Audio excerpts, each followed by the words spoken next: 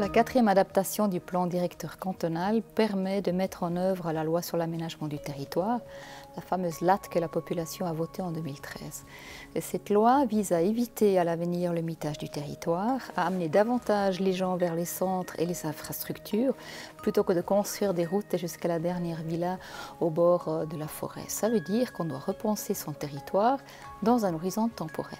Ce plan directeur fixe donc des potentiels de croissance pour chaque commune dans un horizon à 15 ans. On doit donc identifier au niveau de chaque commune de quoi on a besoin pour les 15 ans à venir et ce qui dépasse le potentiel doit être dézoné. Donc il y a un contrôle de la surface de zone à bâtir. Les communes doivent faire ce travail-là dans les 5 ans à venir jusqu'à 2022 et le Parlement leur a attribué 5 millions pour venir en aide pour cet important travail de planification. Une autre nouveauté, c'est qu'il faut maintenant un système de gestion des zones d'activité économique et ceci au niveau régional. On ne peut plus dans chaque commune dire voilà où on installe l'industrie, les entreprises, il faut avoir une réflexion plus transversale et ce système de gestion, il va être mis sur pied avec les communes jusqu'au début de l'année prochaine. En attendant, la loi nous y oblige, nous ne pouvons pas créer de nouvelles zones d'activité.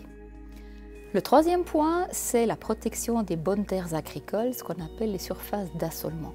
La LAT renforce encore cette protection. Elle dit bien que si nous voulons continuer à nourrir notre population, nous devons éviter de grignoter ces terres.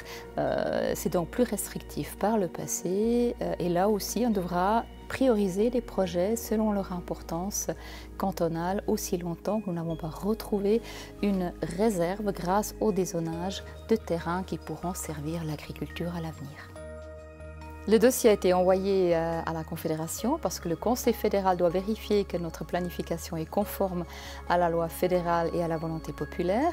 Il a jusqu'à la fin de l'année pour le faire, au plus tard début de l'année prochaine, ce qui nous permettra de sortir du moratoire et ça sera un ballon d'oxygène bienvenu pour notre canton.